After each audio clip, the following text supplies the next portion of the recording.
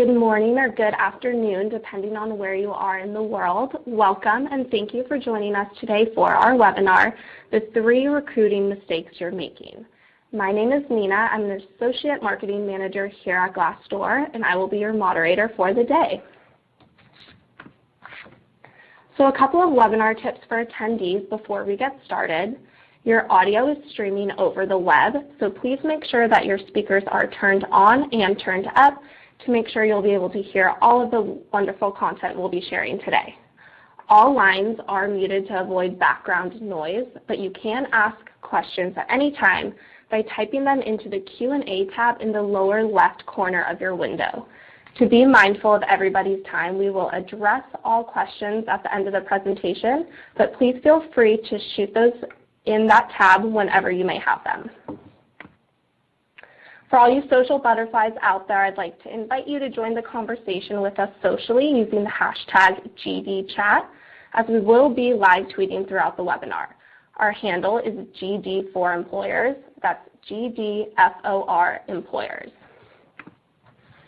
Now I'd like to introduce our amazing speakers for the day. First, we're joined by Kyle Lagunas, who is the Research Manager of Emerging Trends in Talent Acquisition and Staffing at IDC. Hi, Kyle. Thanks for being here today.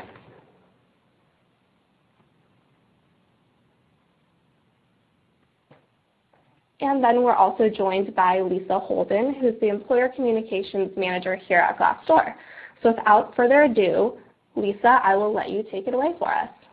Great. Thanks so much, Nina, and thank you again to everyone on the line. Kyle, I don't know if you might be muted on your end, but we didn't quite hear that last part, but I will go ahead and introduce myself first.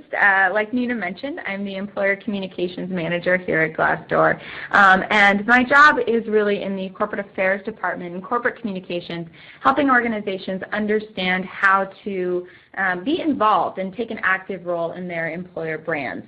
And I've spent nearly a decade helping companies do that, and almost 5 years here at Glassdoor doing that. Kyle, did we get that audio back? Yeah, we did. I'm just a big old dummy. I can't even unmute my line. Sorry about that. Not at all. But I am very excited to be joining you guys for today's presentation. Lisa, we've been friends for a while, but for those who don't know me that are attending today's webinar, I'm a researcher. I work at a company called IDC.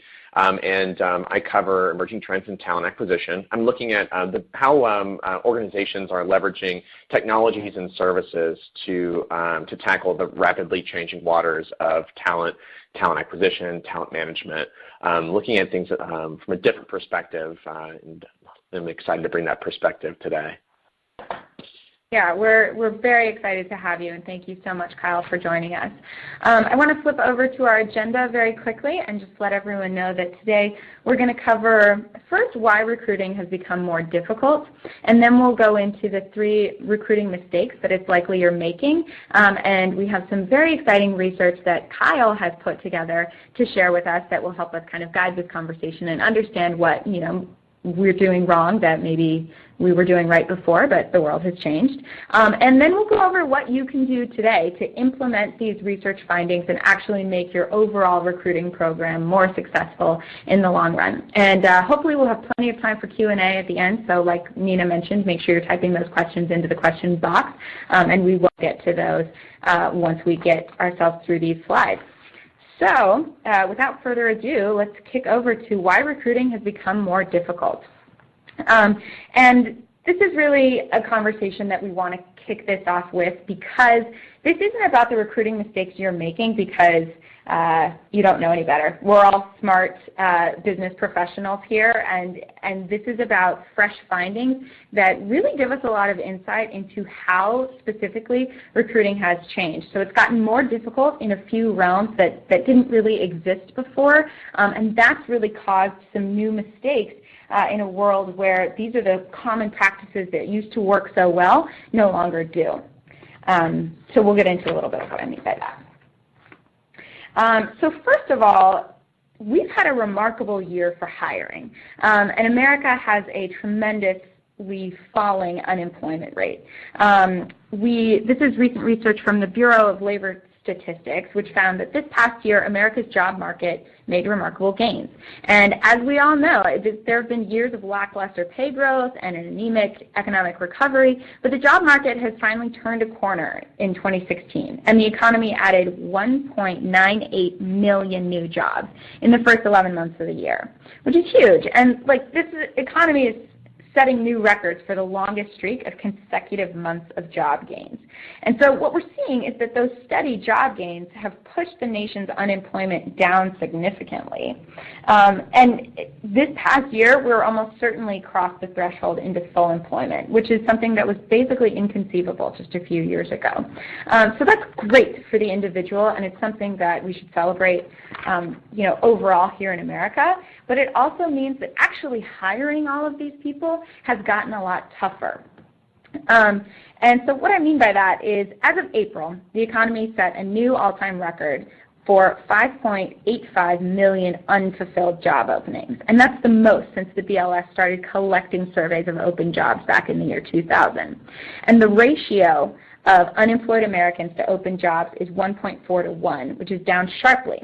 Right? So that shrinking pool of job seekers translates into fewer available candidates, leading to today's growing reliance on recruiting from passive or already employed candidates, because that's all you have access to.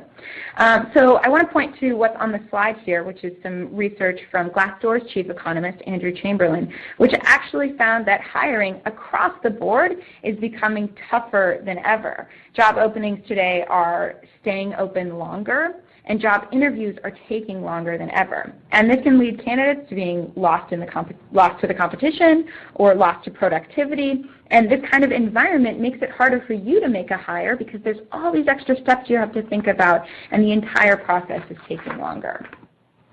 And it's not just on the employer side. The time between a candidate learning about a job and applying grew by 41%.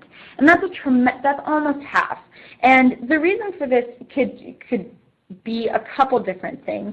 But here at Glassdoor, we see that this is largely due in part to the fact that how candidates actually interact with future employers and really the overall job search experience as a whole has fundamentally changed.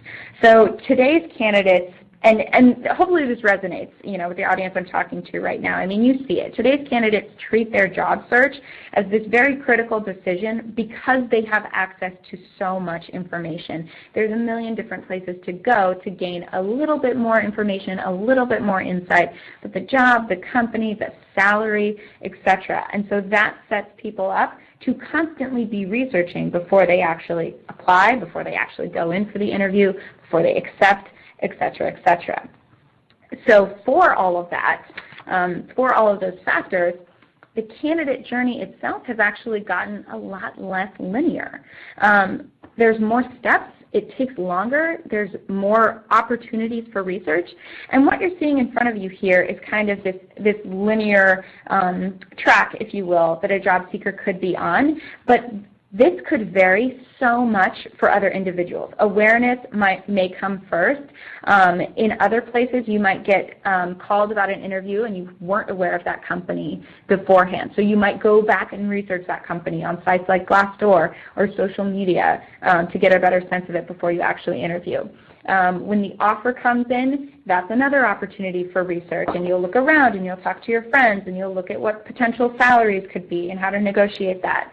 And so because it's no longer a process where a candidate simply interviews, gets the job or doesn't, and starts, there's so many other factors that play into this that make it more complicated on the job seeker side and the employer side. And if we could Lisa, to the next slide.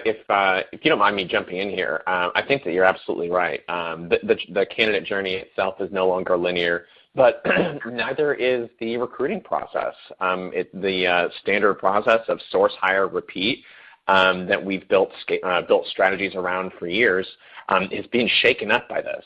Candidates want to know more. They have more pointed questions. They come into the process with a bit better background on not just the job, but the company that they're considering working for.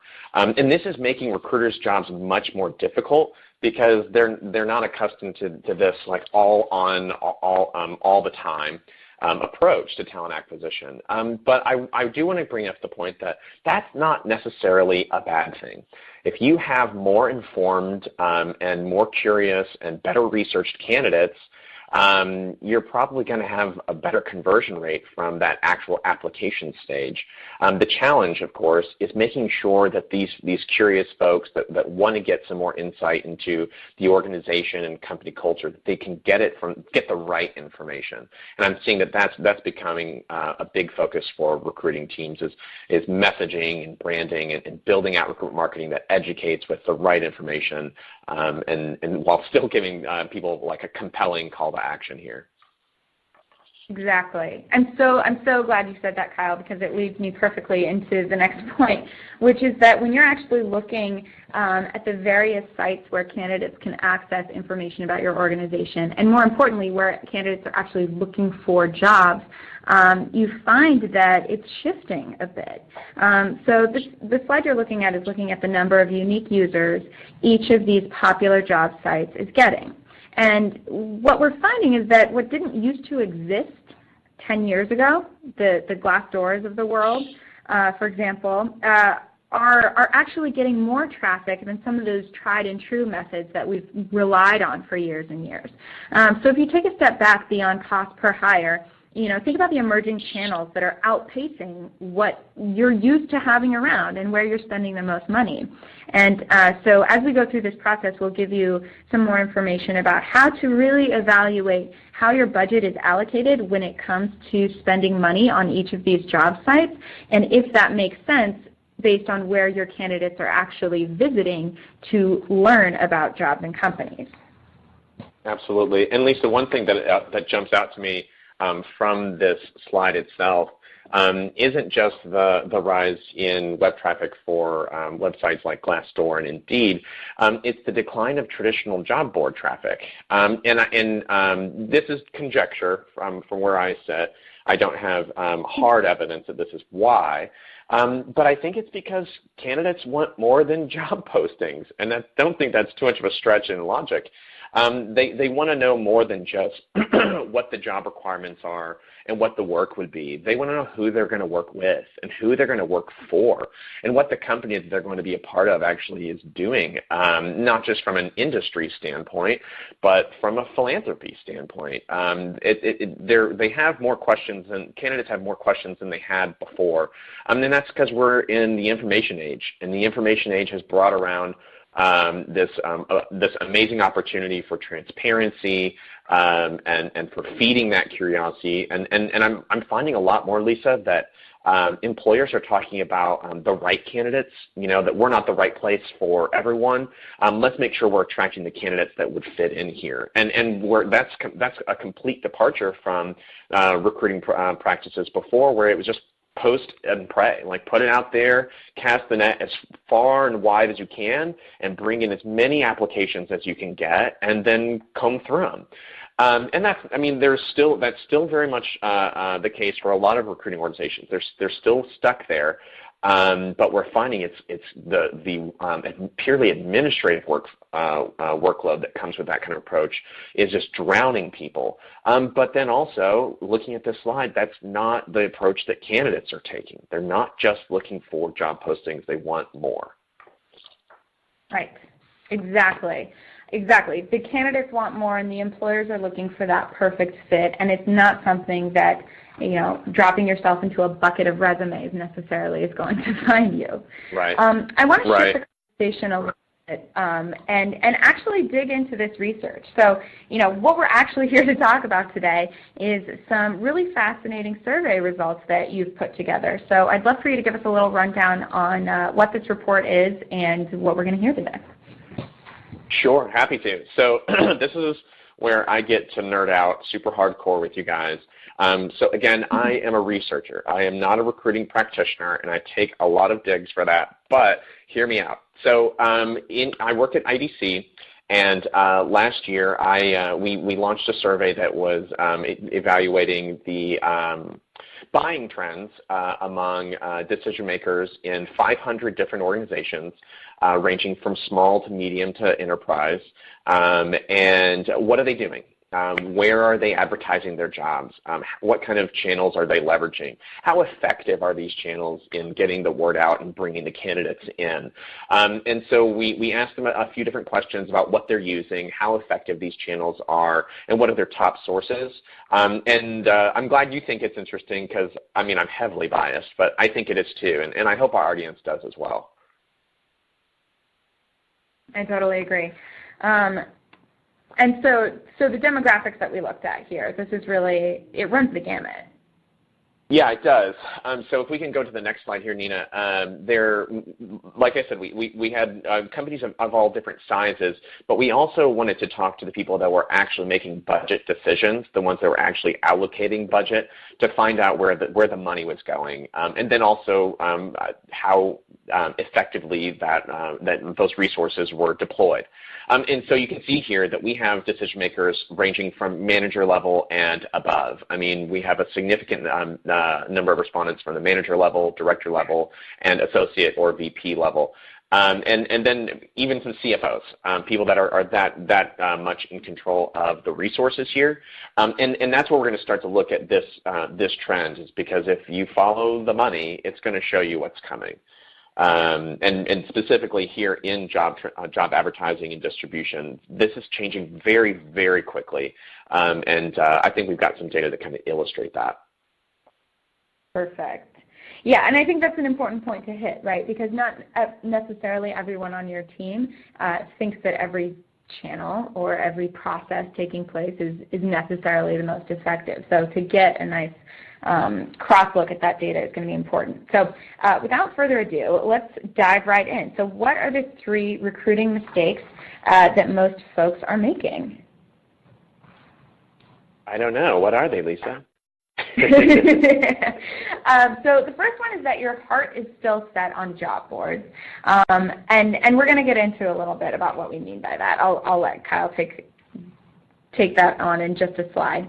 And then not investing where the talent is and misusing social for hiring. And what I want to point out about these 3 mistakes is that these are things that worked before. And so if you're doing these things because they have worked in the past, it's not necessarily that that you've been doing something wrong all along. It's that there's fresh research that may inform the decisions you make in future that may pivot from what you've done in the past. So that's exactly what we want to get into. Yeah, and I want to keep underlining that throughout the presentation is these are mistakes now, but they weren't even 24 months ago, and that's just how quickly things are changing here in the world of talent acquisition. Exactly. So mistake number Kyle, 1. Your heart is still set on job boards. Why is that? Well, it's just what we've always done.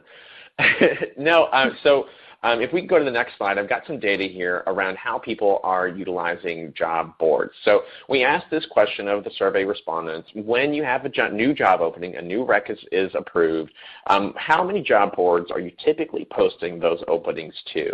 And you'll see that if you add up all of these are posting to like 5 or more, you're looking at over 50, almost 50% of companies, big and small, are just blasting these jobs out as far as they'll go still. And this tells us that the post-to-pray model is still very much alive. It still persists. The why of it, Lisa, I think it's because it's a standard process. This is legacy behavior. The amount of change management that is required to actually evolve beyond a post-to-pray model is not insubstantial. I mean, there's a lot going on there that we have to actively combat. But yeah, so post and pray is still very much there. If we go to the next slide, we'll see exactly how that bears out in terms of specific channels. I wanted to know, okay, well, if you're publishing these jobs to 5 or more job boards, well, where are they going? And so the next question was, all right, how are you utilizing these channels? And we had them answered like in either not at all, which I left off of here because it's not statistically relevant. But then if they're using these channels occasionally for very specific jobs, they're using it occasionally for most or all job postings. They're using them frequently for specific jobs, or they're using them frequently for all openings. And so the numbers here are going to change depending on the frequency, but I'm adding up total utilization. And total utilization here, Career Builder is the #1 most used channel, even above LinkedIn, which is a bit surprising to me.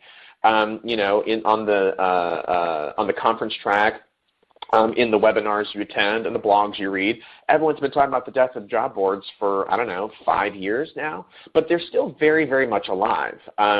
Career Builder, USA Jobs, Monster, and Craigslist all rank here in the top 5, and that's because it's tried and true. Whether it's the perfect way or not, the post and pray model is good enough. And Lisa, I think that's probably the one thing that is driving, that's making it so difficult for organizations to evolve, is because that notion of being good enough is rampant still. You know what? We could do better. We know that there are some new practices out there. There are new technologies out there. But you know what? We're doing okay for now. So let's just stay the course. And when we have time and when we have budget, we can reassess. And then, you know, and so that they kind of get trapped in this. And there isn't a whole lot of evolution. And that's fine. I mean, that's just the way things go sometimes. But what we are finding is that this isn't necessarily working anymore. The next question that we had was, okay, well, these are the channels you're using. How effective are they actually?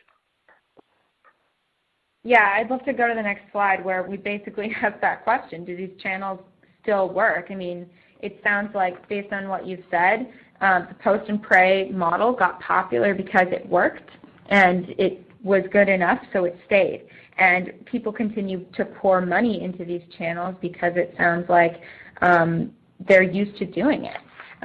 So what happens when we evaluate? Yeah, it's not just like, well, I mean, this is what we always do. It's also, this is how we're measured. I mean, performance metrics in talent acquisition are still very much volume focused, efficiency and volume.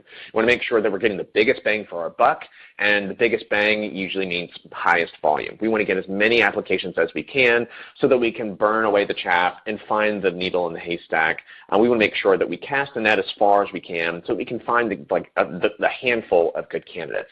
That is so inefficient, and it puts so much work on individual recruiters that they're just drowning in recs. They're drowning in applications. Candidates have no idea whether their applications were received or if they're being considered. It's just not scalable anymore. It's not a sustainable model. But until we change the way we measure performance in recruiting, I think that this will persist. We're still beholden to these vanity metrics where, you know, we want to get as many impressions we want to get as many page views, we want to get as many click-throughs, we want to get as many people to apply as we can. But I'm finding that the best organizations are thinking, we don't want as many people as we can find to apply. We want to, how do we get to the right people? Which of these channels that we're consistently using are consistently bringing in the candidates that we consider and the candidates that we make an offer to and the candidates that we hire. They're trying to qualify performance of these channels a little more extensively, because the question now isn't about efficiency, it's about effectiveness. What's actually working? That makes a lot of sense, and I think it leads us very well into mistake number 2, which is not investing where the talent is. Because if you're not evaluating effectiveness, how can you make sure that that investment is taking place? So tell us about what we're looking at in terms of data on this next slide.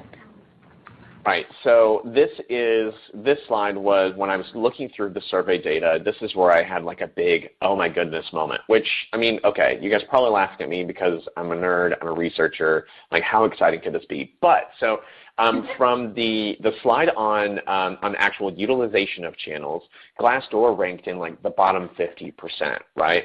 But then here we asked this question, how effective are these channels for sourcing qualified candidates?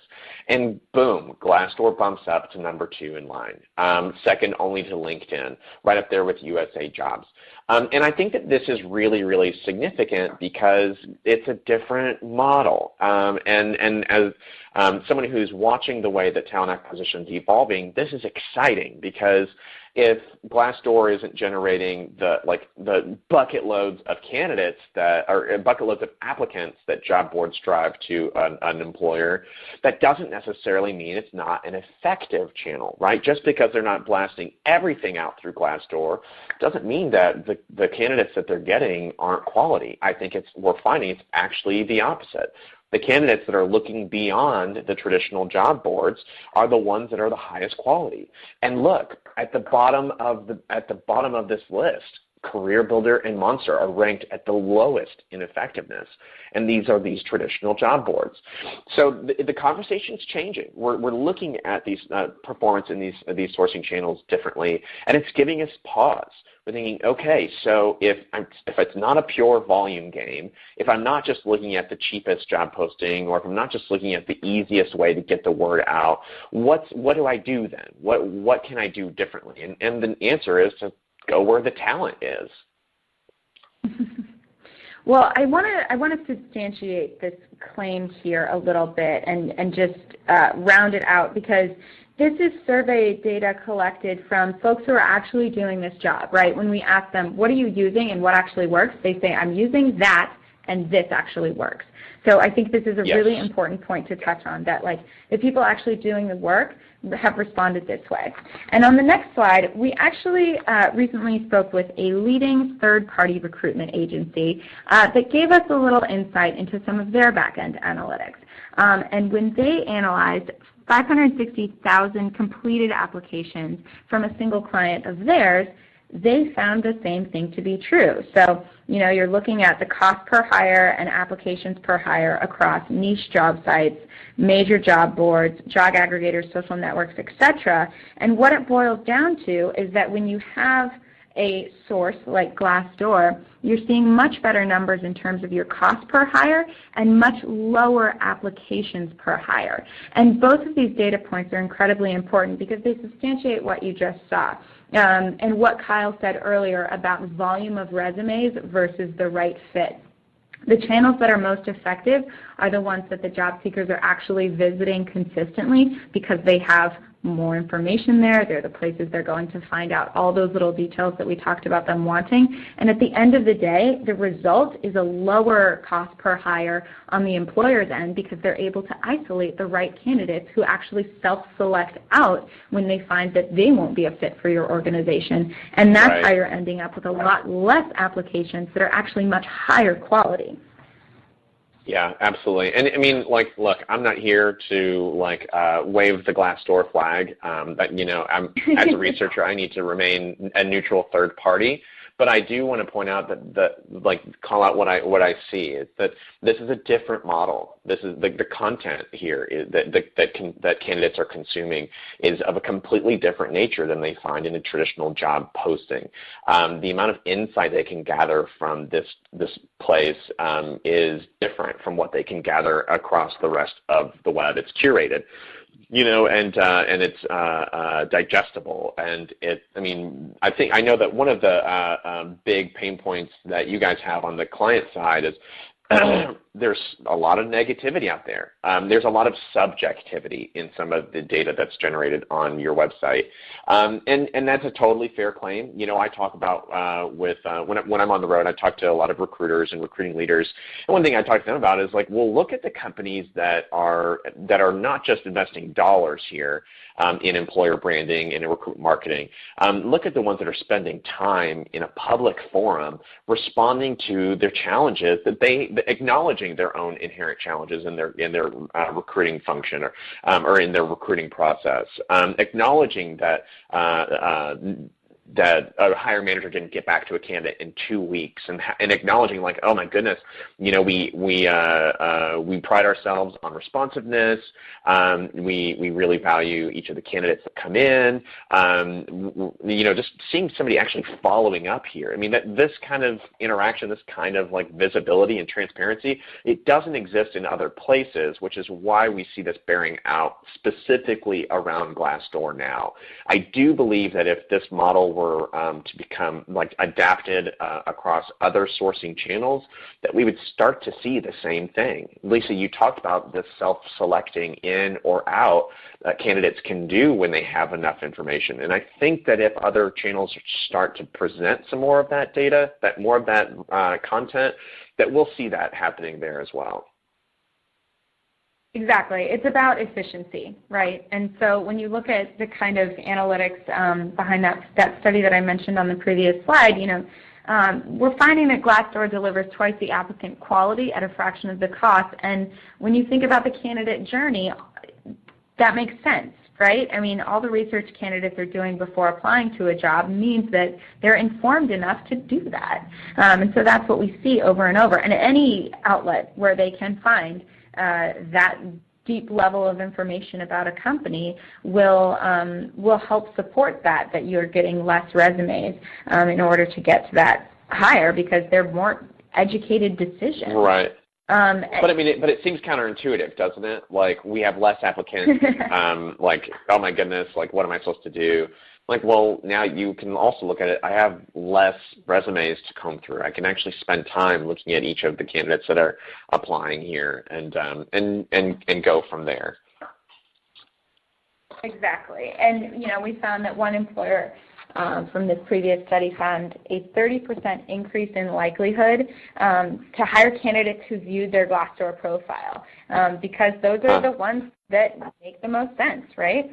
And then on the next slide, I think something interesting that Glassdoor actually polled our own users on was we asked them what candidates are most interested in when they're looking for a job. And it's not super surprising that they need to know about compensation. That's sort of like yep, absolutely. Compensation is one of those things where, like, once you check the box, you know if this job is going to be something you can pursue. But from there, it gets a little more interesting. People are interested in what actually makes this company an attractive place to work. Benefits, another, package where you kind of say, does this work for me, does this not? Looking for basic company information, and then they want to know about the mission and the vision and the values, because those are the elements that really indicate culture. Mm-hmm. So when they just want to make more informed decisions at the onset too. I mean, one thing that I think is interesting here, Lisa, about just the priorities here for candidates that are going to Glassdoor, they want compensation information because competitive pay which is the like one line you always see in a job posting, like, oh, competitive pay and competitive benefits, like. I don't know if you're actually qualifying that statement at all. I guess I'll go and dig a little bit and find out what that really means. And those are they're not just being pessimistic. They're not just being like greedy. They want to come in with a better understanding of what that means for your organization to determine if they're going to fit. Now, this is where I see a big opportunity for employers that struggle with to establish a brand identity. We talk a lot about recruitment marketing these days, but in reality, recruiters are not professional marketers. It's a different kind of skill set. And that's where we see them struggling to deliver the content that candidates need, specifically around what makes your company an attractive place to work. First of all, they're not going to be attractive. Your company's not going to be attractive to everyone, and that's fine. That's actually very good. But it's difficult to bring any sort of meaningful messaging, any meaningful content deliver that content to candidates outside of a job posting. I mean, the career site is always a nice place, but that's more where you cultivate image, right? That's where you say this in the nice, like, markety, brandy way. This is who we are, and this is what we do. And people want that, yes. They want to get your lofty, ambitious, aspirational concepts, but then they also want to vet it. They're like, okay, I mean, that sounds pretty good. Let me read these. Let me go check out some reviews and see what it's actually like. Let's see if they actually deliver on this. Let's see if their compensation actually is competitive. And I mean, maybe the compensation is low, but they speak to that reviews speak to that directly on their profile. Yeah, you know what? I don't make as much money here as I could elsewhere, but my coworkers are my family. My coworkers are my best friends, and that kind of resonates with people too. So these companies that are struggling to, like, differentiate from the masses, there's an opportunity here to be authentic, you know, to be responsive, and to answer questions in a public forum that most others shy away from. There's a real opportunity here, but I think that some people are still hesitant to jump on.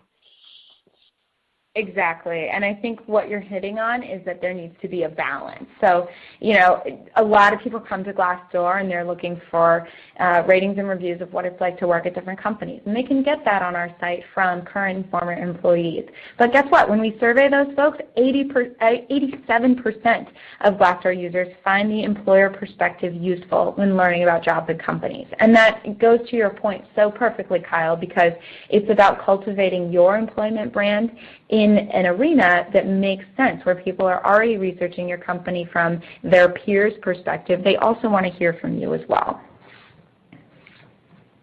So I think we hit on this, why the employer value is so important. And just to round this out, you know, when we look at cost per hire data compared to other job sites, based on a study of 2015 hiring data, we find that Glassdoor delivers at least a 40% lower cost per hire than other job sites. And the thing that I want to say about this slide is that, like, this makes sense not because we're doing a commercial for Glassdoor here. Like, we're doing a commercial for making sure you're involved in your employer brand, because that investment is going to pay off in dividends when it comes to bringing in the right talent. So the end result is that you're getting a lower cost per hire because you're putting your efforts and your resources toward really cultivating that brand. Mm-hmm. Well, I mean, it seems counterintuitive, though. I mean, honestly, because this approach is different from what we've done before. This approach is different from writing some flowery language into your job descriptions and then blasting that out. This is having a much tighter story, having more transparency, building more value-add content that you can deliver to candidates. These are all time-consuming, but the fact that it actually actively reduces cost per hire, it's interesting, right? I mean, this is where we talk about, I mean, you get to have both the efficiency metrics and the effectiveness ratings that you want out of your channels, your sourcing channels, out of your advertising channels. We're finding that this employer brand thing is not just another piece of buzzword bingo. This is the future, and we're seeing it bear out. Right. Exactly.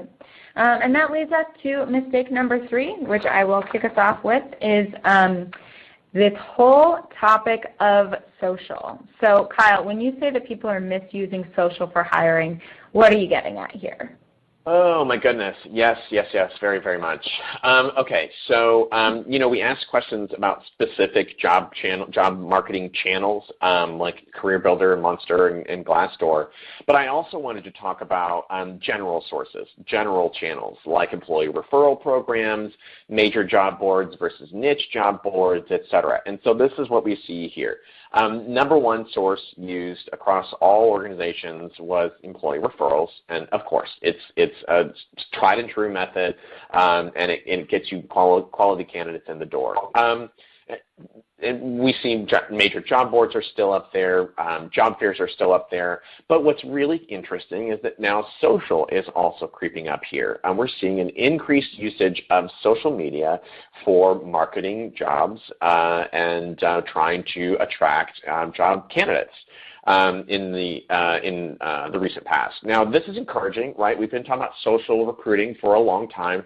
Personally, I'm really looking forward to us just not distinguishing social recruiting. I feel that all recruiting is social.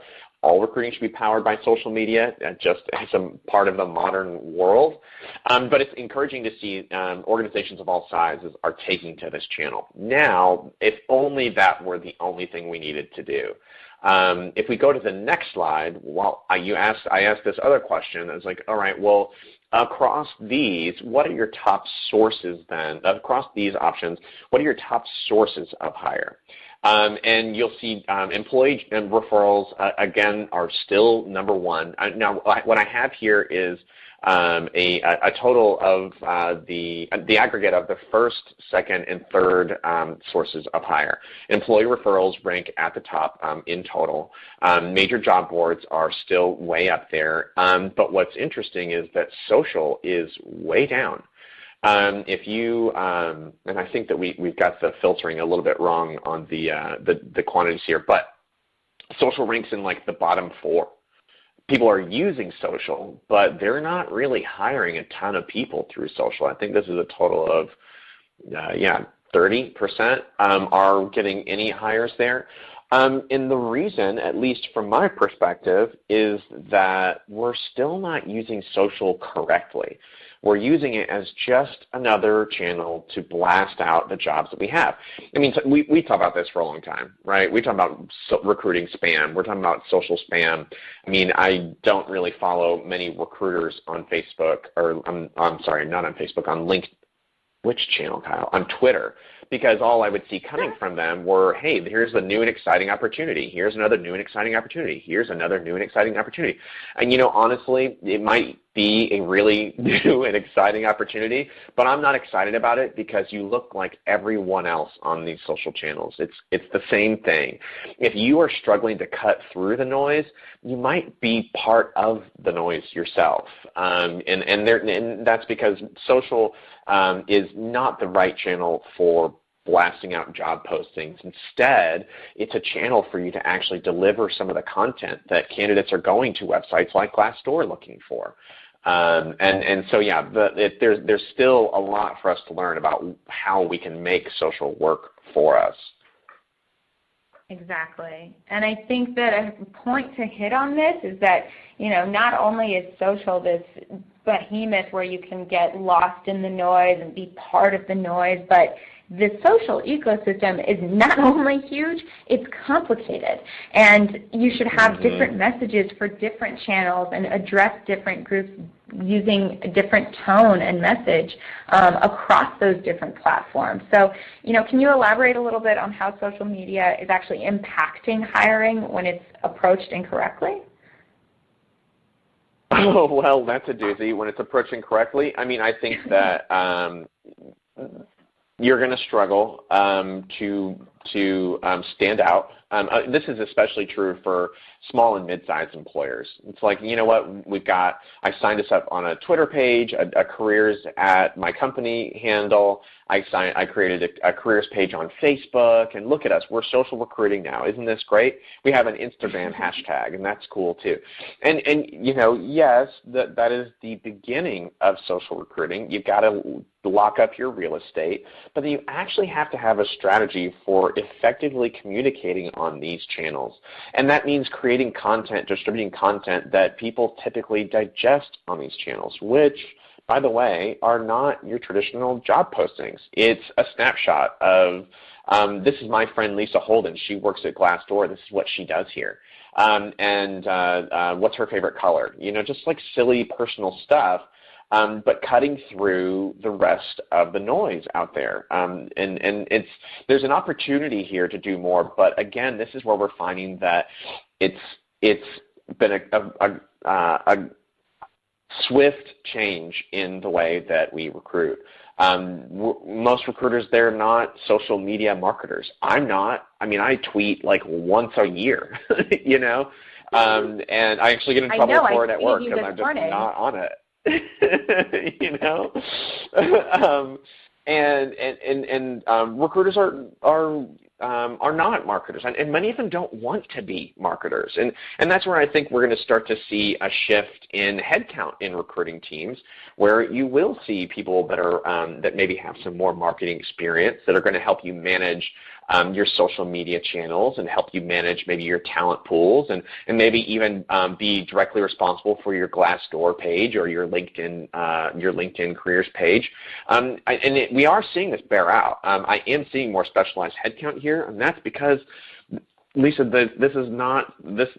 social media is not something that every recruiter is going to immediately get. Not everyone is just social marketing savvy, and that's okay. But for the organization, they've really got to start making investments here, because this is getting to be like a make or break capability. Absolutely. And it sounds like what you're saying here, Kyle, is that like this isn't about, recruiting and HR departments cutting back or increasing their social media usage. It's about doing it better. And so I think that's the biggest takeaway of what do I need to know as a recruiter, as an HR professional, in order to do social media better. I want to skip ahead 2 slides, perfect, thank you, to source of hire versus source of influence, because all those recruiting and HR professionals on the line right now, this is the slide that helps you understand how you should be navigating social. I mean, no one is expecting you to be a communication social media professional, but if you can identify the source of hire versus the source of influence and use social appropriately across those channels, you're going to have a lot more success. So when I say source of hire, I mean the last source. Oh, go ahead.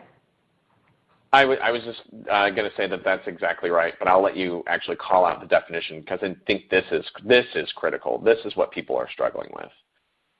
Right. Yeah, exactly. So when you think about the last source a candidate used before applying, that could be Glassdoor, it could be Twitter, it could be your own careers page or what have you.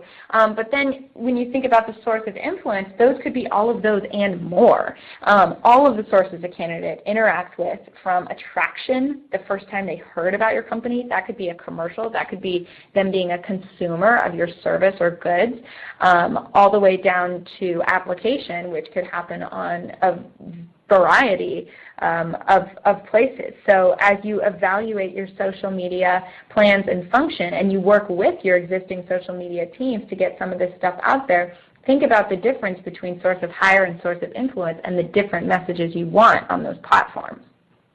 Yeah, and I think that, again, I keep coming back to the way that we measure performance as being a major driver of our ability to innovate.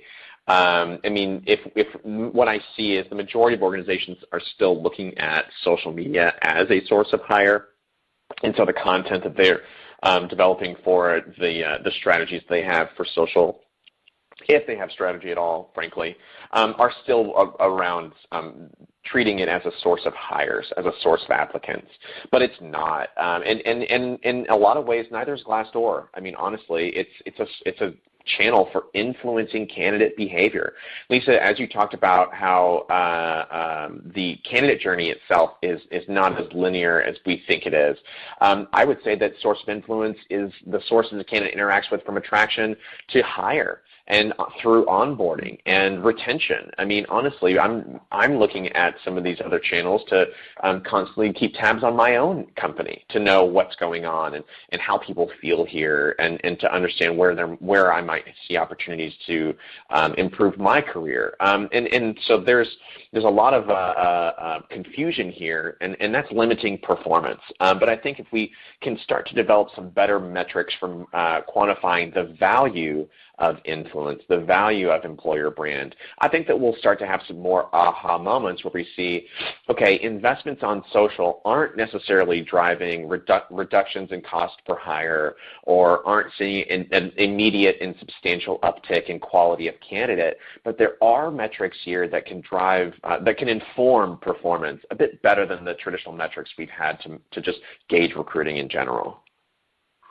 Right. And both are important, right? You need to know your source of hire, and you also need to know your source of influence. And so if you can be tracking and evaluating those separate sources and creating separate metrics around them, you have a more well-rounded value prop for what it is you're doing as a recruiter meets employer brander or employer branding expert.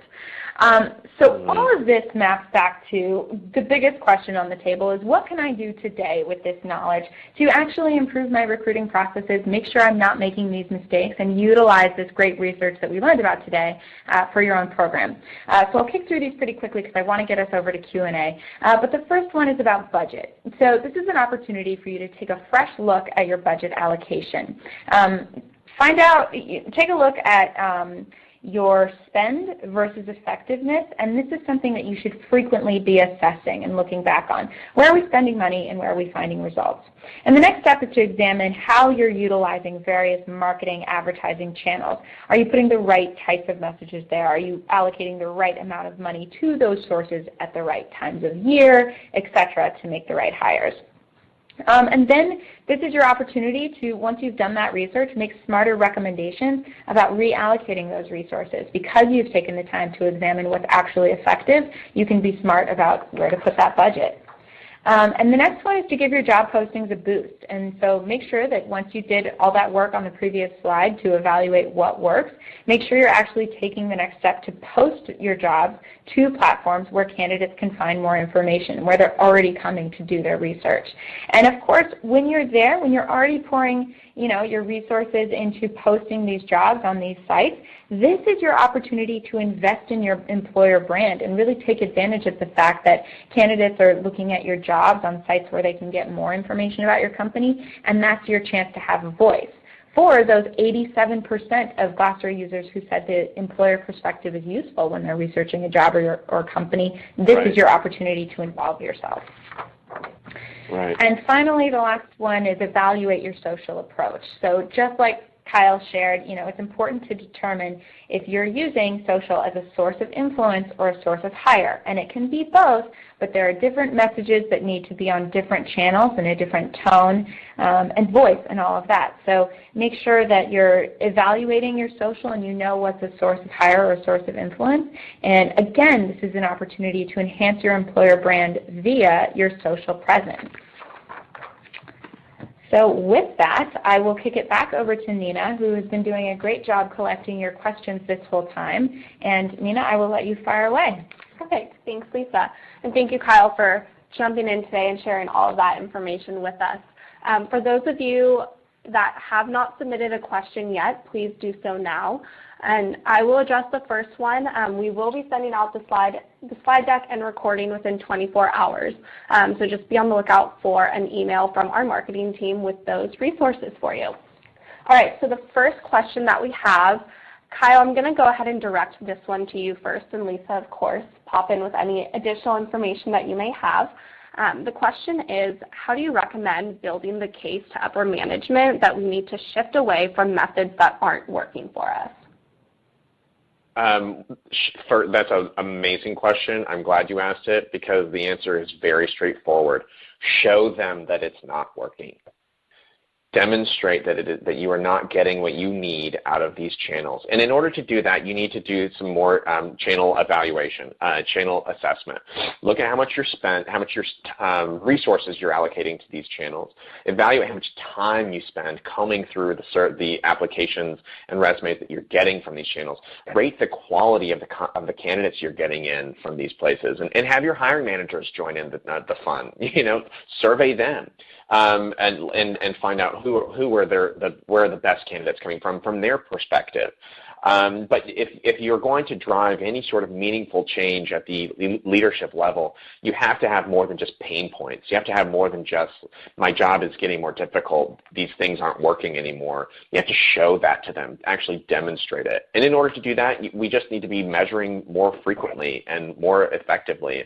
And yeah, we can go on an entire another webinar, and I've actually spoken about this before, the need for better measurement and practices that can help support better measurement. If anybody's actually interested in getting some answers to that, please reach out to me. This is something I feel very passionately about, and I'm happy to talk shop with you.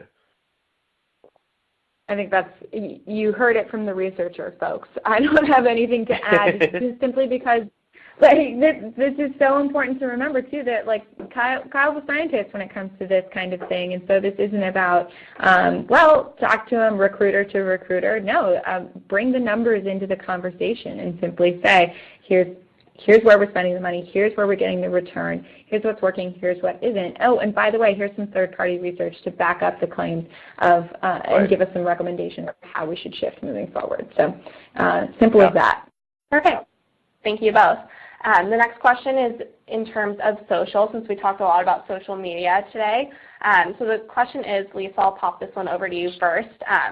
With so many different social platforms, how do you know which platform is the best one to use for hiring certain positions? Sure. I mean, I think a couple different things. It depends how far along you are in this process. If you have existing social channels on behalf of your organization already, evaluate what kind of frequency of use those channels are getting. So are you having more conversations on Facebook, or do you have all of your followers on Twitter or LinkedIn or Instagram or places like that? Evaluate where the conversations are already taking place and then augment those. If you have not gotten that far yet, if your company doesn't have those social channels really in place, or you're not really putting a lot of effort towards them, I would say take a look at what others in your industry are doing or your other competitors for talent. And by the way, when I say competitors for talent, I don't necessarily mean your company's biggest competitors for the goods or services you sell. I mean, when someone says no to your company, who do they say yes to? And what are those companies doing on social media that you can take a few cues from? And so as you evaluate channels, I think it's important to look at what's already working, look at what others are doing, and then evaluate where you can actually make an impact. I mean, don't start these channels and then not have the resources to upkeep them, because there's nothing worse than a Twitter handle that tweets every 12 months or something on behalf of an organization, and you can tell there's no engagement there, so why would you engage back?